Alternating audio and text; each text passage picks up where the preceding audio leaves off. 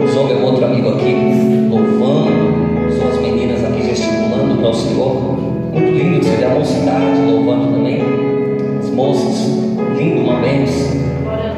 Cada um Deus usa de uma forma, não é verdade? E cada um que Deus usa de forma perfeita. Porque Deus ele é perfeito. Quando somos usados por Deus, somos usados de forma perfeita. E sempre que ministro a palavra de Deus, sempre que Deus me concede esta oportunidade, sempre que prego pela primeira vez em algum lugar, eu tenho o hábito de carregar comigo uma história. Essa história me acompanha há muito tempo. Essa história ela começa assim. No ano de 1990, no dia 21 de abril, uma mulher com 9 meses de gestação. Quantos meses eu disse? Me ajuda a pregar, é noite de festa. 9 meses de gestação. Quantos meses? 9 meses de gestação. Repara que 9 meses a mulher já está prestes a dar a luz, sim ou não? Aquele barrigão. E essa irmã, ela é serva do Senhor. Essa mulher é serva do Senhor. Só que ela entra no hospital lá em São Paulo. Ela entra em desespero, de madrugada. Ela chega na recepção, chamando a atenção de todo mundo, dizendo: eu preciso de ajuda, eu preciso de ajuda. Quando alguém se atenta à necessidade daquela mulher e vê o que está acontecendo com ela, eles abrem uma internação. O médico examina de um lado, examina do outro, chama uma equipe de médicos para entrar dentro da sala, examina ela novamente, e o médico responsável ele tem uma notícia muito triste para dar para essa mulher. Ele chega diante dela e diz: mãe, o seu filho está morto. Eu gostaria que você dobrasse a sua atenção, porque isso aqui é muito forte. Biblicamente falando, as mulheres no tempo de Jesus, ela não era valorizada como nos dias de hoje. Uma mulher nos tempos de Jesus, ela só recebia o devido valor quando ela tinha um ventre frutífero, quando ela tinha capacidade de gerar filhos. Ainda mais quando o filho era do sexo masculino, porque levantava-se o herdeiro para a herança. Dentro da Bíblia, a mulher que pode ter filho é a mulher que tem um futuro. Essa mulher que serve a Deus agora dentro do hospital com 9 meses, um filho morto, conhecedora da palavra como ela é, quando o médico diz: o seu filho está morto, ela entende: o seu futuro está comprometido. Entenda isso aqui, 9 meses de gestação. Certamente essa mulher já tinha um berço esperando o seu filho em casa, não é verdade? 9 meses já tinha roupinhas em casa para colocar na criança. 9 meses de gestação já tinha fralda, já tinha passado da época do chá de fralda, já tinha muita fralda guardada, já tinha uma mamadeira, uma chuquinha, uma chupeta. A criança já tinha tudo em casa guardado para recebê-la. Mas em vez disso, o que a essa mãe, que essa mulher, que essa serva de Deus ouve é: o seu filho está morto. Agora repare que essa mulher já estava triste, já estava em prantos, e agora ela está pior do que quando entrou. Essa mulher entrou no hospital com jeito, e quando chegou lá ela ficou pior do que quando ela entrou. E quando o médico dá um medicamento devido para ela, ele fala: olha, você tem que se preparar, porque nós temos que tirar o neném que está morto aí dentro. Só que enquanto isso acontece, há um tumulto do lado de fora da sala. O médico vem na direção da mulher na maca e vai dizer: olha, tem um rapaz aí fora querendo falar com a senhora.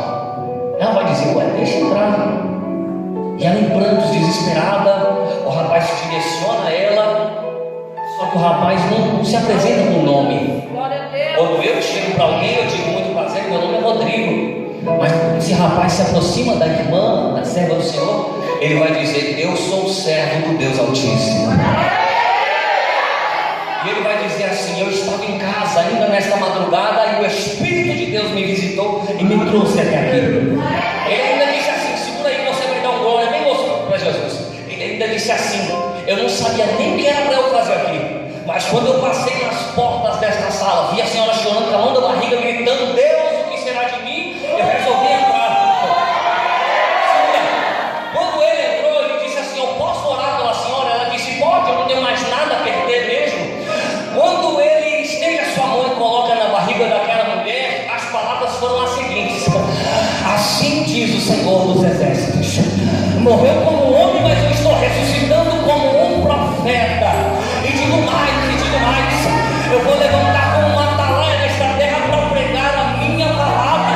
E ainda vou levar nos 4 cantos para pregar o Evangelho. Pai, sabe que eu estou muito feliz essa noite? Porque fazem 29 anos que Deus me ressuscitou no ventre da minha mãe. Para essa promessa eu dizer para você: os teus sonhos não vão morrer, a tua história não acaba aqui, porque Jesus está levantando.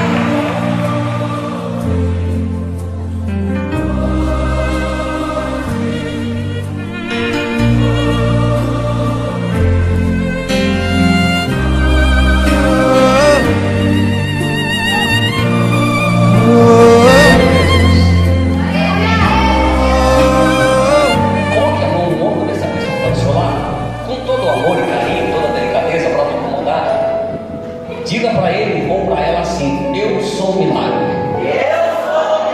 Agora profetiza na vida dele ou dela dizendo: você também é um milagre.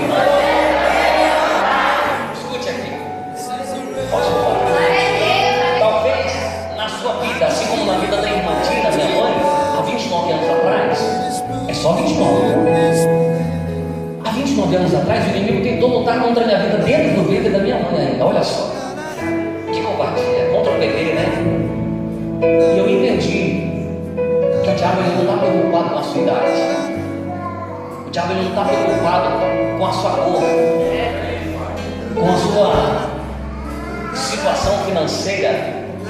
Ele não está preocupado se você tem um terno, se você prega descalço ou de chinelo. A única preocupação do inferno é em te tirar do centro da vontade de Deus. Não pense que o diabo está preocupado em matar quem está lá fora, porque quem está lá fora já pertence a ele. O propósito dele sempre foi e sempre será tirar você do centro da vontade de Deus, porque ele sabe que quando isso acontecer, nada pode impedir ele de ceifar a sua vida. Escute isso: e quando houver misericórdia, a palavra de Deus vai dizer que a misericórdia do Senhor é a única causa de eu e você não sermos consumidos. Se eu e você estamos aqui, não é porque nós somos bonitos, não é porque nós somos cheirosos, não é porque nós colocamos uma gravata bonita, não é porque a gente se penteia legal, não é. É porque a graça de Jesus nos alcançou dessa terra. Eu gostaria de falar um pouquinho dessa graça. Olha o que acontece. Falei isso aqui, momentos que nós nos conhecemos, época maravilhosa, tempo bom. Se o tempo pudesse voltar atrás, seria uma vez. E eu ainda estava vendo um processo quando eu conheci o Pai. Deus estava prestes a concluir uma etapa de um dos seus projetos em minha vida. Eu tive um privilégio de conhecer esse grande homem de Deus, que hoje eu tenho como amigo, como pai, velho, um grande irmão. A luta contra a morte ainda dentro do ventre da irmã Tina era apenas o começo. Eu quero abrir um precedente para te dizer que é apenas o início daquilo que Deus tem preparado. Se você pensa em enfrentar as dificuldades que você está enfrentando hoje, de repente o ápice de tudo aquilo que o diabo e o inferno tem para fazer contra você, você está enganado. Eu vim abrir os teus olhos nessa noite e te dizer: se está difícil, vai ficar um pouquinho mais. Se a perseguição está grande, ela vai crescer um pouquinho mais. Você está jogando certo na minha vida? Não. Você está jogando palavra de maldição na minha vida? Não. Eu disse que a perseguição pode até aumentar. A luta, o levante, ele pode até vir contra a sua vida de forma multiplicada. Mas enquanto você estiver com as mãos dadas com Jesus, ainda que você enfrente a tribulação em Deus, Jesus está contigo. Ainda que você enfrente a prova em Deus, Jesus está contigo. Ainda que um gigante se coloque de pé e venha contra a sua vida, Jesus permanece contigo.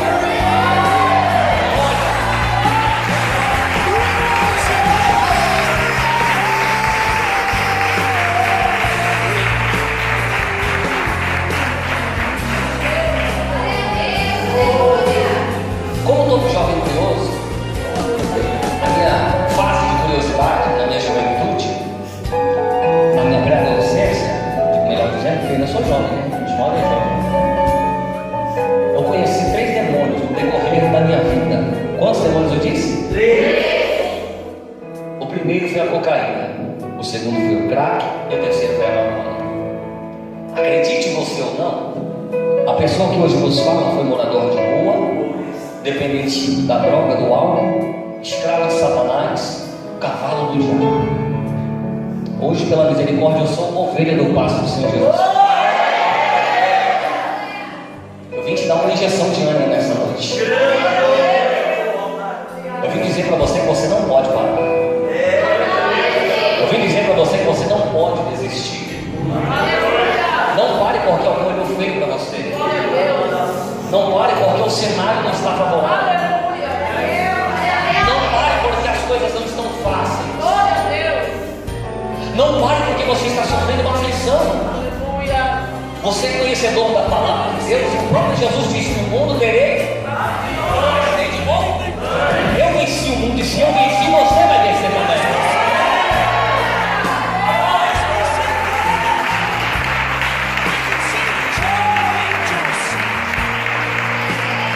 Jesus nunca disse que a caminhada nasceu lá de rodas.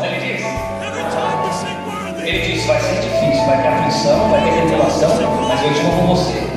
Eu aprendi uma coisa muito linda, eu quero deixar aqui para você. Barco que tem Jesus, ele não afunda. Barco que tem Jesus, ele não afunda. Enquanto Jesus estiver presente dentro do seu barquinho, pode ter certeza, vai vir tempestade, vai vir as ondas, vai vir uma navio, mas a sua embarcação não vai naufragar. Escute, deve entrar aqui no texto. Veja o que acontece. Moisés, filho de Jefté, a Bíblia vai dizer no capítulo número 1 do livro de Êxodo, que um homem constituído como líder de um reinado, chamado de Faraó, ele é o líder do Egito, e ele lança um decreto de morte. O povo de Deus, o povo de Israel, estava cativo lá dentro, e ele lança um decreto de morte, porque ele ouviu dizer que o povo haveria de nascer e Deus usaria como libertador. E antes de Moisés nascer, Faraó manda chamar os seus homens, os seus soldados, e lança um decreto de morte. A partir de hoje, todo recém-nascido deve sofrer ao fio da espada, deve ser morto. Aí Joquebede inventa de ter filhos ou filho nesse período. E olha o que acontece: o menino nasce e ele é escondido dentro de casa pela sua mãe durante 3 meses. Quantos meses eu disse? 3. A Bíblia vai dizer que o menino é tão bonito, tão bonito, tão bonito, que a sua mãe o guardou dentro de casa durante 3 meses. Aqui eu gostaria de chamar a tua atenção para a seguinte situação: foi lançado um decreto de morte. Moisés nasce em meio ao período de morte, mas Moisés não morre. E isso aqui fortalece os nossos corações nessa noite. Por quê? Porque mesmo em meio a um decreto de morte, Moisés tem vida. Mesmo em meio a um decreto de falência da vida, Moisés tem saúde. Ele nasce em perfeito estado e nasce tão bonito que a sua mãe resolve guardar ele dentro de casa. Aí a Bíblia vai dizer que o menino vai crescendo e a sua mãe já não pode mais esconder. O que ela faz? Ela pega um cesto e ela impermeabiliza esse cesto com betume. Aquele tempo usava-se o betume para as brechas do cesto. Ela passa o betume por fora, passa o betume por dentro, coloca o menino dentro do cesto, coloca a tampa e lança o menino no rio Nilo. Quando Moisés vai descendo o rio abaixo, a sua irmã está de longe, observando onde é que o cesto vai dar. E o cesto vai descendo o rio Nilo abaixo. A Bíblia vai dizer que ele para em determinado ponto em que a filha de Faraó estava com as suas servas. Quando elas olham para trás e percebem que o cesto está parado entre os arbustos, a filha de Faraó fala para a serva: vai, pega, vê o que tem lá. Quando ela pega, ela percebe o barulho de uma criança. Ela não precisa nem abrir o cesto, porque ela percebeu que era um cesto que tinha um menino lá dentro. Miriam está lá do outro lado, olhando o que está acontecendo. Imediatamente, quando a filha de Faraó pega o cesto nas mãos e está indo para dentro do palácio, Miriam se manifesta e fala: olha, eu conheço uma mulher hebreia que pode cuidar do seu filho, que pode amamentá-lo. A filha de Faraó, ela tem uma ideia, ela vai dizer: vai, chama essa mulher e dá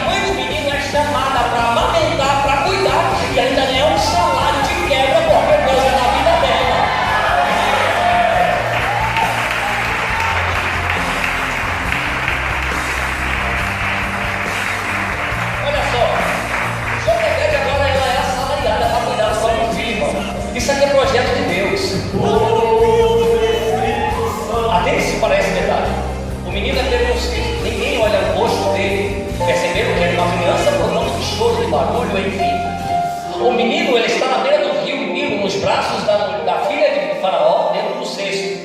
Quando ela se direciona, Miriam se manifesta, ela tem que trazer a Hebreia para cuidar do menino, enfim, ela entra dentro do palácio.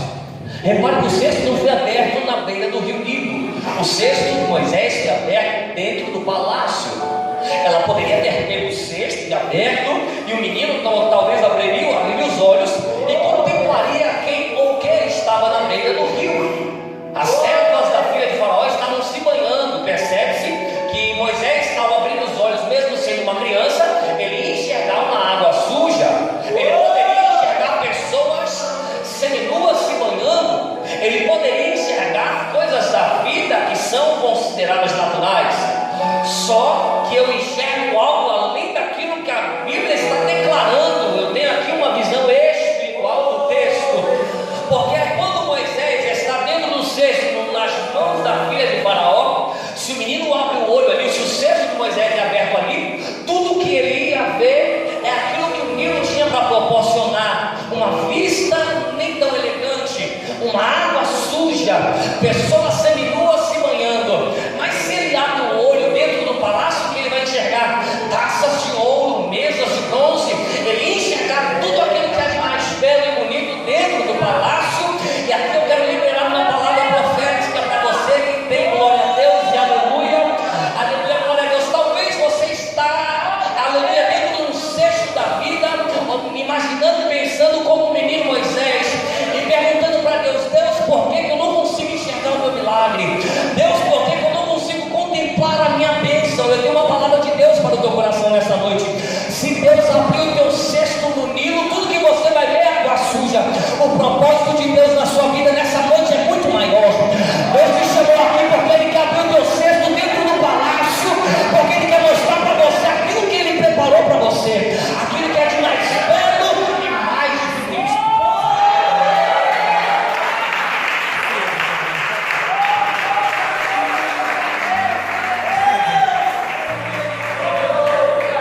Percebe que Moisés é levado para dentro do palácio de Faraó. Ele cresce dentro do palácio. Ele agora está vestindo roupas egípcias. Ele conhece o costume egípcio. Ele se assenta na mesa de Faraó. Ele come com Faraó. Ele compartilha de tudo que o Egito tem para oferecer. Mas quem olha para Moisés ainda vai dizer: não é um egípcio, é hebreu. Moisés, ele está dentro do palácio, recebendo tudo que há do bom e do melhor. Mas quem olha para ele ainda vai dizer: é um hebreu. Sabe qual é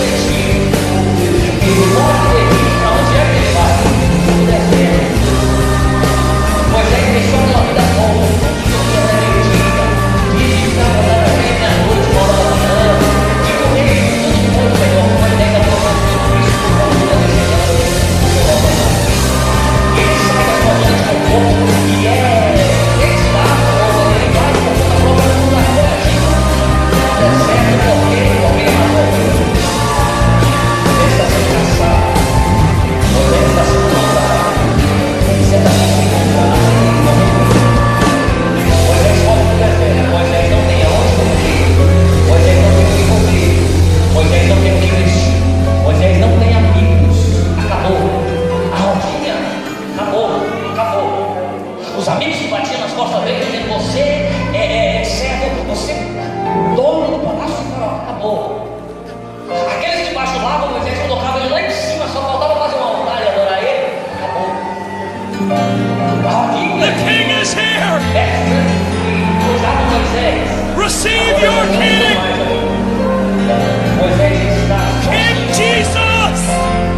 Imagine Moisés no deserto. Olha para um lado, olha para o outro.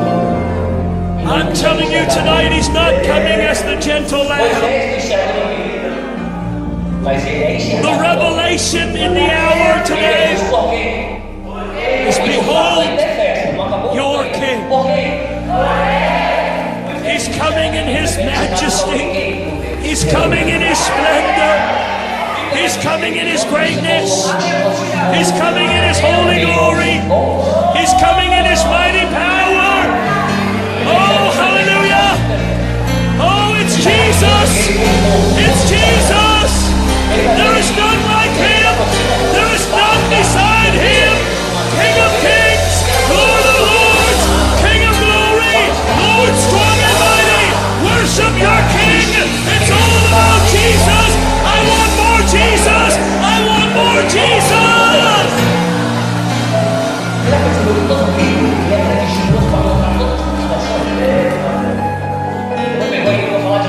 Você já prestou atenção que todo líder, seja espiritual, seja profissional, ou seja em qualquer área da sua vida, o líder ele está disposto, ele tem uma disposição que nem ele sabe de onde vem, para enfrentar situações que ele sabe que sozinho ele não consegue.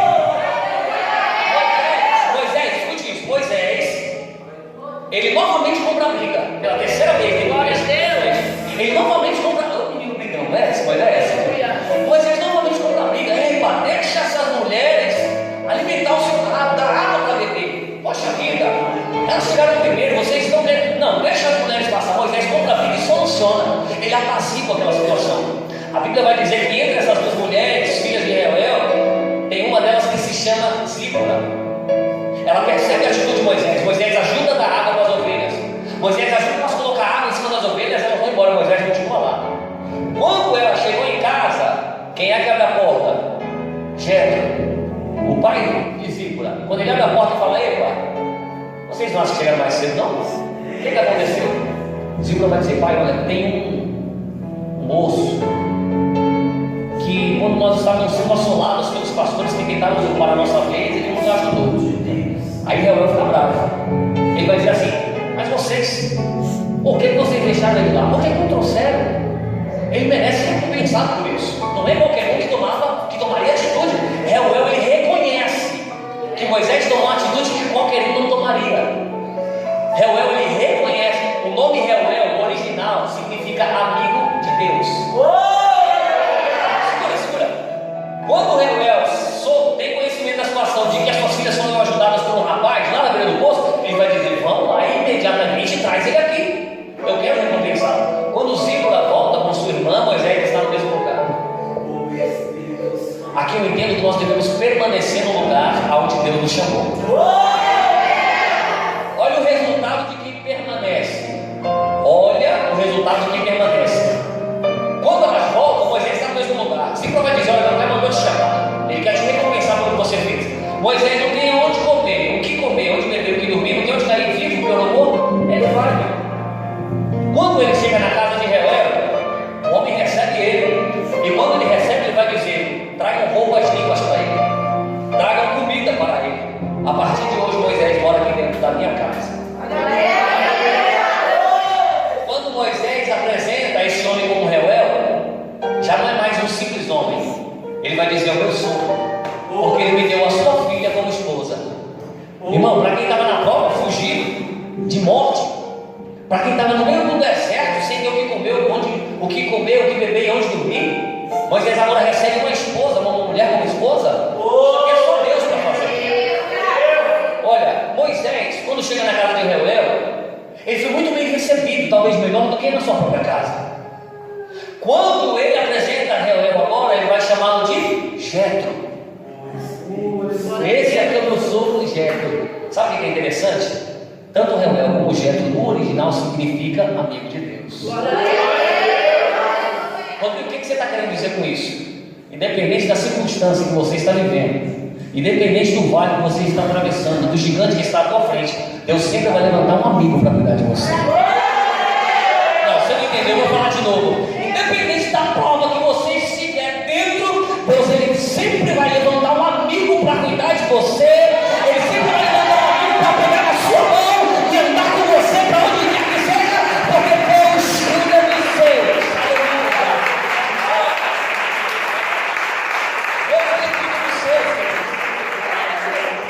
É muito forte. Quando Moisés apresenta o seu sogro agora, ele vai dizer: isso aqui é Jetro, é meu sogro, estou casado com Zípora.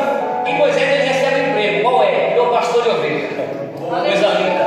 Naquele tempo ninguém queria, mas Moisés aceitou. Virou pastor de ovelhas, já cuidando de um comboio de ovelhas. E quando ele está cuidando das ovelhas do seu sogro, a Bíblia vai dizer no capítulo 3 do Êxodo que ele vai olhar firme, meio do mar, meio do monte. Ele olha para o Sinai. E o que ele enxerga lá? Uma sarça que está ardendo em fogo, não é verdade? A sarça está queimando, pegando fogo. Moisés, olhando de longe, aquela visão chama a sua atenção.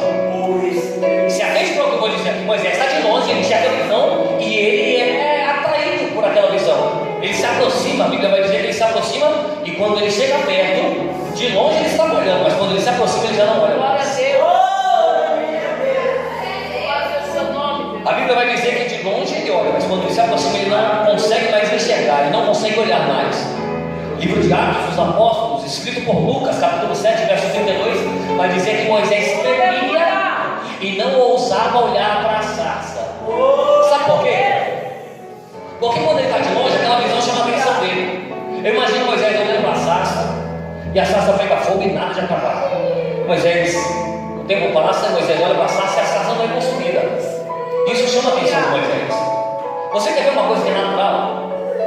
No deserto, o calor é muito grande, é imenso, é muito forte o calor. Algumas pessoas chegam a dizer que passa dos 50 graus Celsius. Então, no deserto, durante o dia, no auge do calor do sol, é normal ver uma folha seca pegar fogo.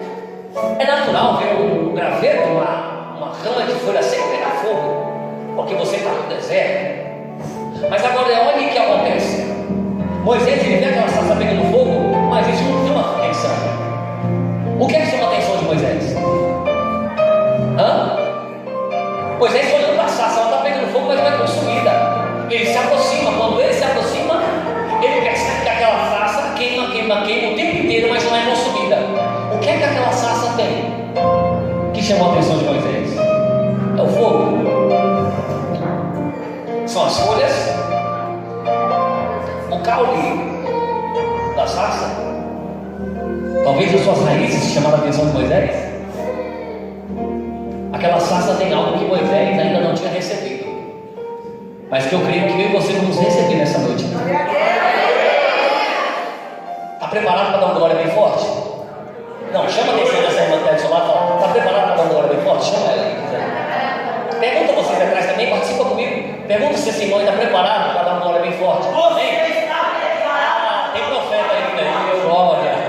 Veja bem, Moisés, ele se aproximou da sarça, sim ou não? Quando ele chega lá, ele vai ver que aquela sarça está queimando, mas não é consumida.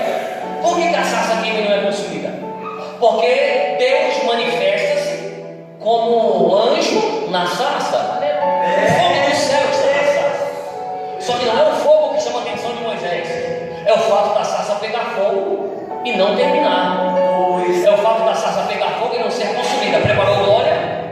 Moisés olha, o tempo passa, a sarça pega fogo, mas não é consumida. O que é que a sarça tem? Vou liberar algo aqui da parte de Deus para a sua vida. Resistência. Resistência. O fogo queima, mas não consome a sarça. O que é que a sarça tem? Resistência. Mas é natural da sarça? Não. É por causa da presença de Deus que manifestou na sarça. Aí o fogo do céu desceu e ela não é consumida, porque a sarça tem resistência. Deus tem resistência para a sua vida nessa noite. Deus tem resistência para o seu ministério nessa noite. Rodrigo, para que resistência? Resistência para permanecer firme na caminhada. Resistência para não retroceder. Resistência para resistir o pecado.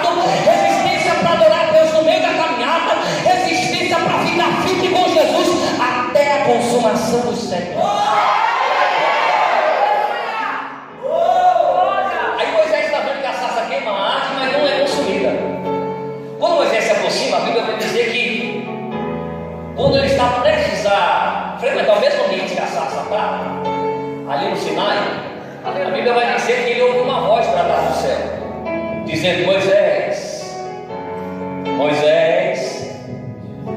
Quando eu leio a voz de Deus chamando Moisés, isso me leva a entender que Deus conhece bem aquele com quem ele está falando. É verdade? Deus está falando pela primeira vez com Moisés. Quando eu vejo alguém pela primeira vez, eu tenho dificuldade de gravar o nome.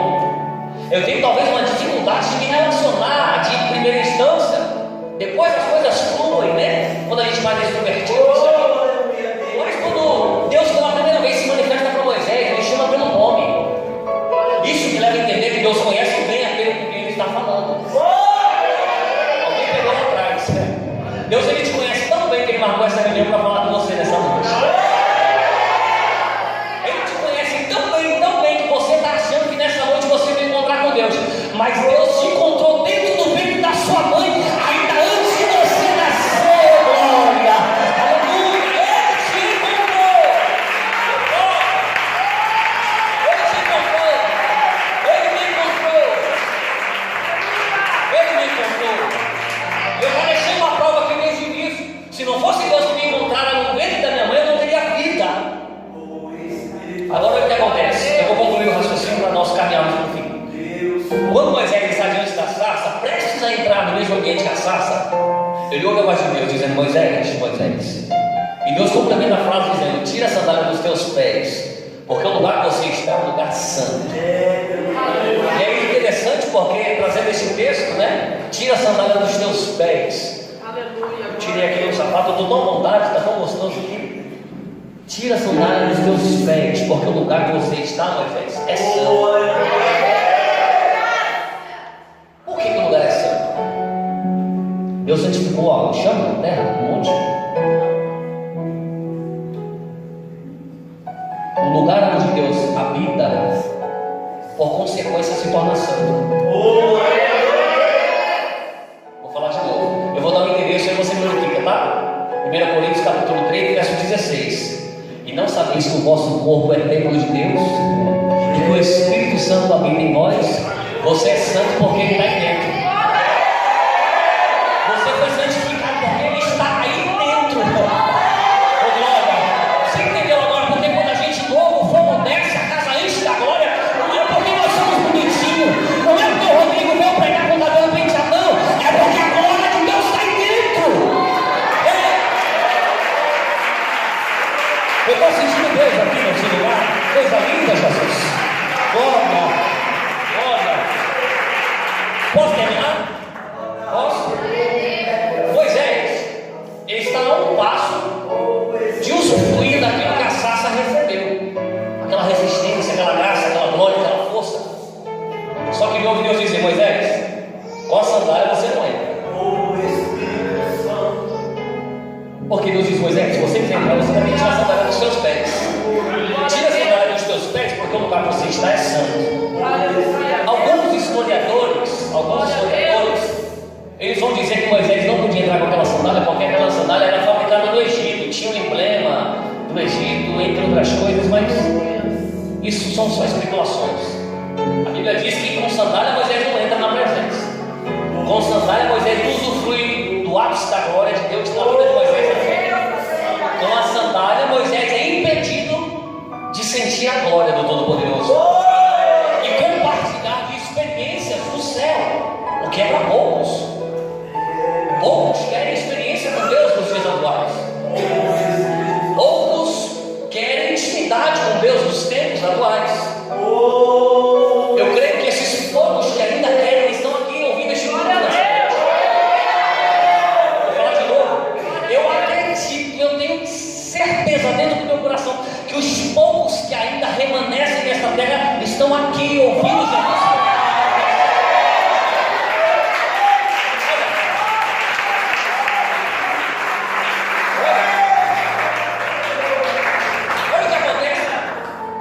Moisés agora ele se depara numa situação que com sandália ele não entra, sem sandália ele entra, usufrui de tudo aquilo, da glória, da majestade, da magnitude, de tudo aquilo que Deus fez de bom e de melhor. A Bíblia vai dizer que a vontade do Senhor é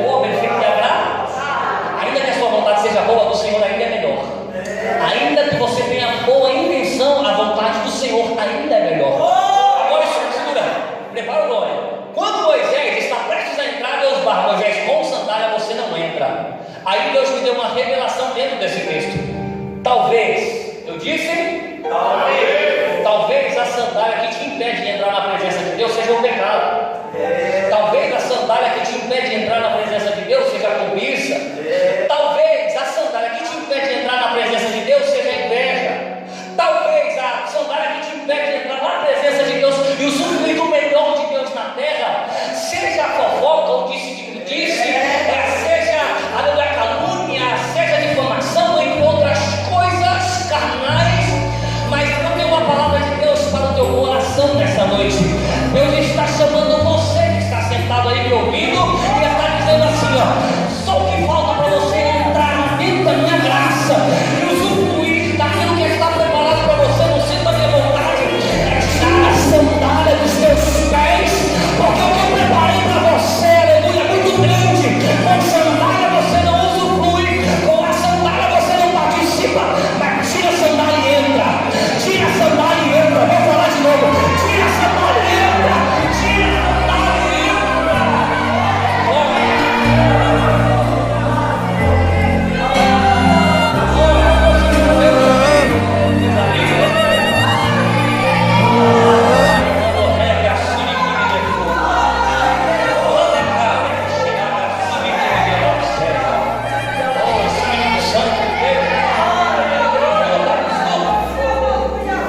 Quando Moisés tira a sandália e entra, é outro Moisés, porque Moisés ele se tornou participante daquilo que outro homem solteiro nenhum participou. Moisés tirou a sandália e entrou. Ele tinha que tomar uma decisão, sim ou não? A decisão dessa noite é sua. Chama a atenção desse irmão, dessa irmã que está do seu lado aí com carinho. Diga para ele ou para ela: a decisão é toda sua. Deus preparou nessa noite um banquete espiritual. Agora olha para ele ou para ela e diga: não troca o prato pelo banquete.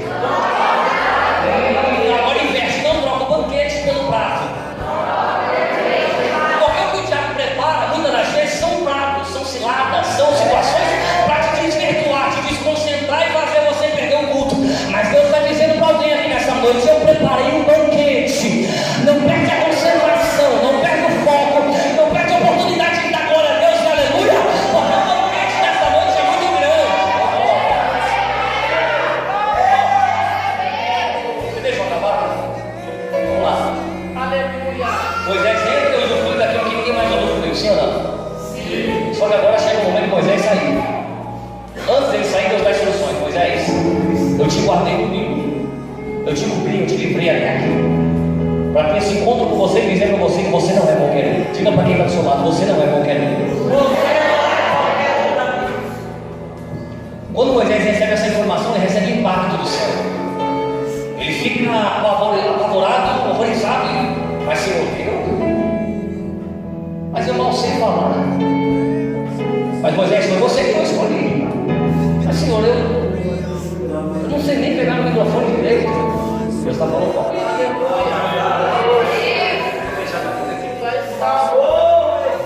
licença. Moisés, foi você que eu escolhi para impactar essa geração.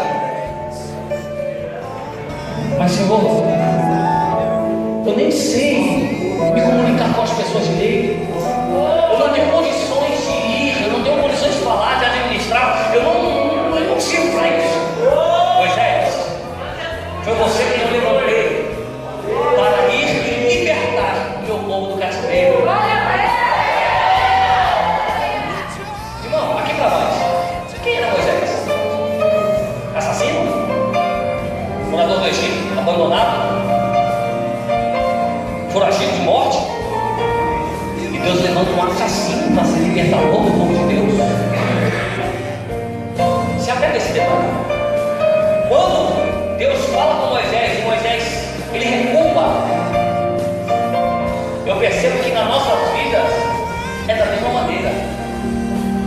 Desde o tempo de Moisés, quantas vezes Deus diz para você: você é capaz de executar aquilo pelo qual eu te chamei?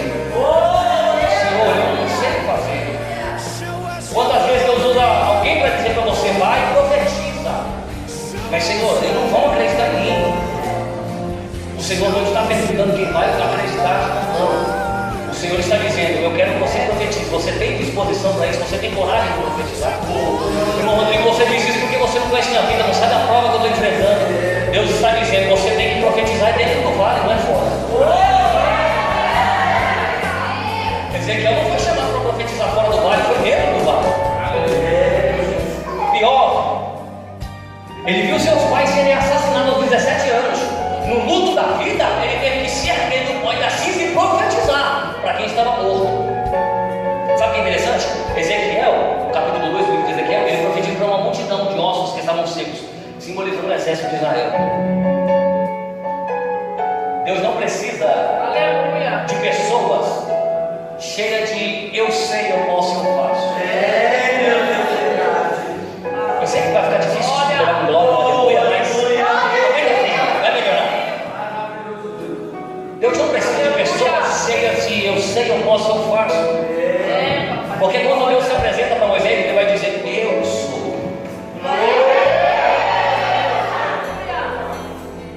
Rodrigo, é difícil profetizar desempregado, passando a luta, dificuldade. O eu sou te chamou. Posso lançar uma palavra profética na sua vida? Deus está dizendo para alguém nessa noite. Se você está vivendo uma dificuldade, não temas. O eu sou está aqui nessa noite. Rodrigo, você não sabe a prova que eu estou passando. Deixa eu continuar profetizando. Se você estiver desempregado, o eu sou está aqui e ele pode abrir uma porta para você. Se você está vivendo um conflito dentro do seu lar, o eu sou está aqui e ele pode solucionar esse conflito. Rodrigo, lá acabei o relacionamento, toda uma dificuldade. O eu sou que te chamou e te trouxe até aqui está dizendo para você, não temas, porque sou eu, Senhor, que te pego pela sua mão direita, te ergo mais da sina, sacudo a poeira do seu corpo e te chamo para dar a boca.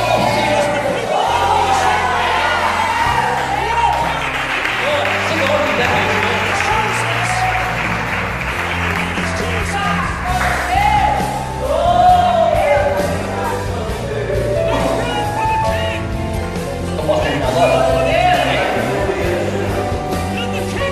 Eu comecei trazendo algo da minha vida, esse foi mais forte. Eu carrego comigo, na verdade. Deus, ele teve essa graça, me deu essa alegria de ser ressuscitado dentro da minha vida. O tempo passou, eu conheci o mundo, os prazeres da carne, prazeres momentâneos. E sabe o que é interessante? Muita gente na nossa geração não dá muito crédito para isso. Mas quem Deus chamou para profetizar na sua vida nessa noite?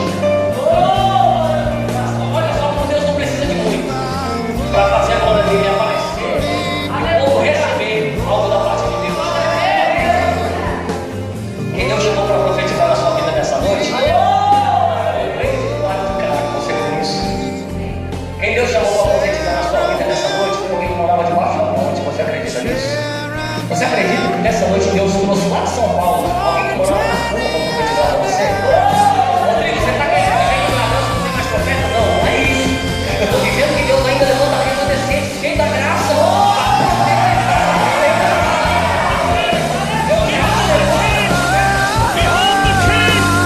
Behold the King! It's the revelation of the King! The King of glory! The King of glory! I want to see the King! I want the King! King of kings! Lord of lords! The Holy One!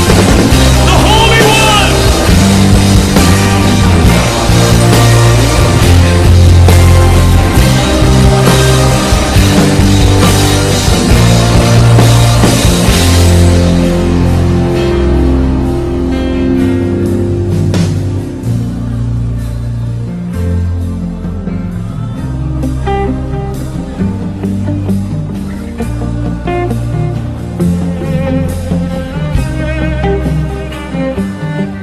Don't stop.